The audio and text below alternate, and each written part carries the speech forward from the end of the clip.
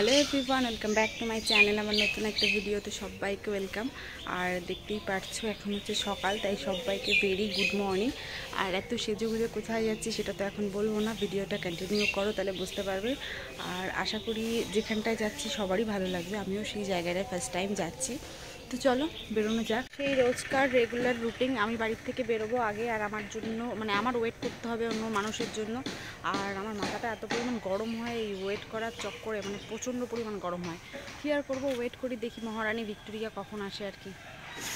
এই যে আমরা দুজনে আজকে যাচ্ছি, কোথায় যাচ্ছি সেটা আর একটুখানি পরেই তোমরা জানতে পারবে, এখন বলবো না, কারণ এখন বললে সেই জায়গাটার ইন্টারেস্ট থাকবে না। তো চলো সেই জায়গাটায় যাই, আর একটুখানি কি বাকি সেই রাস্তা মানে যে জায়গাটায় যাবো আমরা, আশা করি সবারই সেই জায়গাটা ভালো লাগবে। আর আমি নিজেও দেখতে পাচ্ছি না ক্যামেরায় আমার দেখা যাচ্ছে কিনা, কারণ হচ্ছে ক্যামেরার ব্রাইটনেস কম আর আমরা হচ্ছে রোদের উল্টো সাইডে।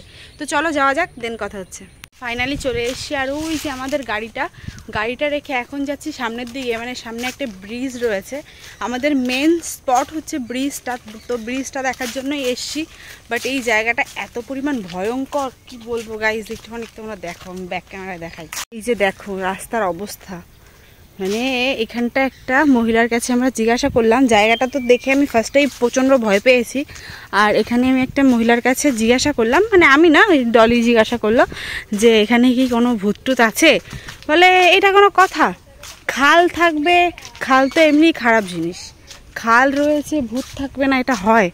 তো এই কথাটা শোনার পরে আমার তো আরও বেশি ভয় করছে গাইজ, আমি কি বলবো নিজেও বুঝতে পারছি না, জানি না ভিডিওটা কিভাবে কন্টিনিউ করব কি না করব। বাট আমার মানে 10 কথার এক কথা আমার প্রচণ্ড ভয় করছে, মানে মনের ভিতরে সত্যি প্রচণ্ড একটা নার্ভাস ফিল, ভয় সবটাই রয়েছে। তো চলো ভিডিওটা কন্টিনিউ করো, আশা করি সবারই ভালো লাগবে। তো চলো দেখো কি হয়। এই জায়গাটায় কে কে আগে পরে এসছো একটুখানি কমেন্ট সেকশানে জানিও। আর যদি কেউ আমার ভিডিও দেখে আসতে চাও আমাকে অবশ্যই কমেন্ট সেকশানে বলো, আমি চেষ্টা করব আমি নিয়ে আসার। আর যদি আমি নিয়ে আসতে পারি তো খুবই ভালো, আর না হলে আমি যথাযথ চেষ্টা করব এখানকার অ্যাড্রেস বলে দেওয়ার, তোমরা অ্যাড্রেস দেখে চলে আসবে। আর চলো তোমাদের একবারে ব্রিজের কাছে গিয়ে ব্রিজটা সুন্দর করে দেখাই। ফাইনালি আমরা ব্রিজের কাছে চলে এসেছি, দেখো ব্রিজটা কিন্তু খুবই সুন্দর। বাট সকালবেলা এসেছি কোনো প্রবলেম হচ্ছে না, কিন্তু আমার মনে হয় দুপুর মানে বিকেলবেলা যদি আসতাম আরও বেশি ব্রিজটার ফিলটা নিতে পারতাম। এই ব্রিজটা কিন্তু পুরোপুরি কাঠ দিয়ে তৈরি, দেখো এই যে হেঁটে হেঁটে যাচ্ছি আমি, পুরো টোটালি কাঠের ব্রিজ। আর এই যে দেখো চারিপাশে কি সুন্দর লাগছে, মানে সেই ভয়েরনেস যেটা ছিল, ভয় পাচ্ছিলাম, সেটাই ব্রিজের এখানে এসে আর সত্যি মানে মন থেকে বলছি আর সেই ভয়টা লাগছে না। তো দেখো ব্রিজের উপর থেকে কত সুন্দর লাগছে। আমি না আমার না হঠাৎ করে এই পাটা, আমি এই পথ দিয়ে হাঁটছি তো হঠাৎ করে পাটা এখানে পড়ে গেছে, আর আমি ভেবেছি আমি মনে হয় নিচে গেলাম একবারে ভোগে। তো ব্রিজটা কিন্তু খুবই সুন্দর একটা জায়গা, দেখো এই জায়গাটাও খুব সুন্দর। দূর থেকে একটা ক্লিপ নেওয়ার চেষ্টা করব, তাহলে তোমরা হয়তো ব্রিজটা আরো ভালো করে দেখতে পারবে। এই দেখো এটা হচ্ছে ব্রিজের অপর সাইড, আর এটা হচ্ছে এই সাইডটা। জায়গাটা খুবই সুন্দর গাইস। এই যে দেখো আমি এখন ব্রিজের উপরে চলে এসেছি, এখানে এখন কিছু ফটো তুলবো, রিলস বানাবো, একটু সময় কাটাবো, মানে এইগুলো করার পর একটু সময় কাটাবো, তারপরে আবার আমরা রিটার্ন চলে যাব। তো পুরোটাই তোমাদের সঙ্গে শেয়ার করবো। আর ব্রিজটাতে কেমন লাগছে অবশ্যই জানিও কিন্তু কমেন্ট সেকশানে। তো চলো একটু ওয়েট করো, দেন আবার কথা হচ্ছে। তো দূর থেকে ব্রিজটা কি সুন্দর লাগছে তাই না? ব্রিজটা আর এই কালারফুলের জন্য আরও বেশি ফুটেছে। আর এই ব্রিজটার থেকেই কিন্তু সবাই চলাচল করে, দেখো এই যে সবাই লোকজন, মানে এদিকে একটা গ্রাম আছে হয়তো, তো লোকজন সবাই এখান থেকেই যায়। আর এই যে দেখো ব্রিজটা কালারের জন্য এত পরিমাণ ফুটে উঠেছে, এত পরিমাণ ফুটে উঠেছে কি বলবো, খুব সুন্দর একটা জায়গা। আর একদিন ভাবছি আসবো শাড়ি পরে, এখানে শ্যুট করলে কিন্তু খুব সুন্দর আসবে। এই মনে হয় এখানে বিকেলবেলা ছেলে ফেলে আড্ডা ফাড্ডা দেয়, বুঝলি তো।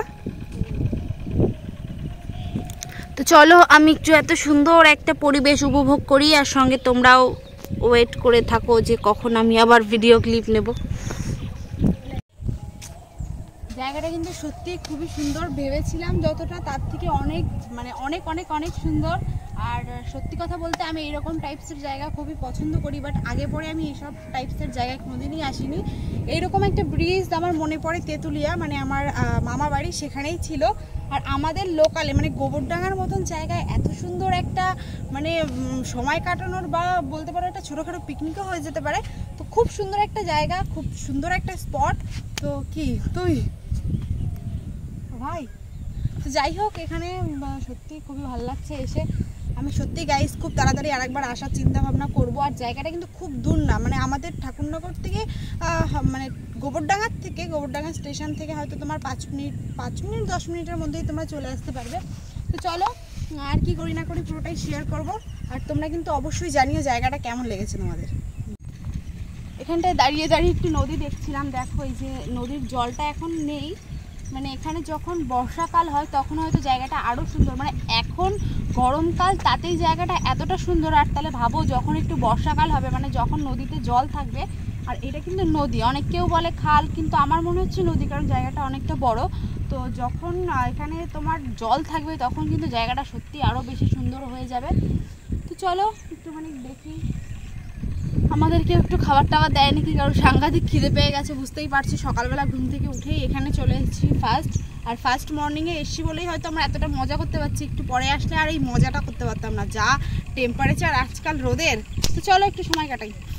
তো অনেকক্ষণ আমরা এখানটায় ওয়েট করলাম, ওয়েট করে তোমাদের মোটামুটি দেখালাম, যা ঘুরিয়ে দেখানোর মতন সবটাই দেখানো হয়ে গেছে। আর এখন হচ্ছে সূর্যের টেম্পার আরও বেশি বেড়ে যাচ্ছে, আমরা এখন বাড়িতে যাব। তো চলো, আর এখানকার ভিডিওগুলো ক্লিপ আমি শেয়ার করে দিয়েছি, অবশ্যই জানিও যে কেমন হয়েছে কি না হয়েছে। আর এখন আমি বাড়ির দিকে যাই, কারণ রোদে আর সত্যিই থাকতে পারছি না। তো চলো গাইস, আমার সঙ্গে তোমরাও বাড়ি চলো। শুধু তো আমাদের ঘুরলে হবে না, একটু খেতে হবে। তাই দেখো গরমের মধ্যে আমরা সুন্দর একটা লস্যি কিনে নিয়ে এসেছি, এখন এটাই বসে বসে খাবো। তোমরা আর কি, তোমরা তো খেতে পারবে না, বসে বসে দেখো আমরা খাই। বেশ মনের সুখে গাড়ি চালিয়ে আসছিলাম, আমরা বুঝতে পারিনি আমাদের জন্য এত সুন্দর একটা গিফট ওয়েট করছে। দেখো গেট পড়েছে, আর এইটা মানে এটা হচ্ছে আমাদের জামদানির গেট। আমি জামদানির গেট দিয়ে যাব আর গেট পড়বে না, এটা তো হয় না, তাহলে তো গেটেরই অসম্মান হয়। এই ঠাটা পড়া রোদ্রের মধ্যে আমরা দাঁড়িয়ে আছি এই গেটের জন্য। এখানে গেট পড়বে আর হচ্ছে তোমার 1 ঘন্টা দাঁড়াবো না, এটা তো হয়ই না। এই মাথা ঘুরে দেখবে এক্ষুনি এখানেই পড়ে যাব, এখানেই বসে থাকবো আমরা। প্রায় তোমার আপ ডাউন হয়তো 2টো ট্রেনই আসে, এর জন্যই গেটটা এরকমভাবে পড়েছে। আমি তো আর থাকতেই পারছি না রোদ্রে এখানটা দাঁড়িয়ে। বাবা চলে এসেছি গাইস, বাড়ি এসে দেখছি কারেন্ট নেই। যা বাবা, সকালবেলার থেকে যা ওয়েদার, মানে সেই সকাল থেকে আজকে কারেন্ট নেই, সেই রাত্রে কারেন্ট চলে গেছে, এখনও কারেন্ট আসেনি। বাড়ি এসে দেখি কারেন্ট নেই, ভাবতে পারছো এই গরমে মানে থাকা যায়? তো চলো আমি একটু ফ্রেশ হয়ে নিই, দেন কি করি না করি পুরোটাই শেয়ার করব। বাট আপাতত কোনো কথা বলতে পারছি না, কারণ সাংঘাতিক লেভেলের গরম লাগছে গাইজ। দাঁড়াও একটু ফ্রেশ হয়ে নিই। সারাদিন কি করলাম পুরোটাই তোমাদের সঙ্গে শেয়ার করেছি। আমার পুরো ভিডিওটা তোমাদের যদি ভালো লাগে অবশ্যই একটা লাইক করো, কমেন্ট করো, শেয়ার করো। আমার চ্যানেলে যদি নতুন হও চ্যানেলটা সাবস্ক্রাইব করে দিয়ে পাশে থেকো। সবাই ভালো থেকো, সুস্থ থেকো। সবার সঙ্গে দেখা হবে নতুন একটা ব্লগে। টাটা।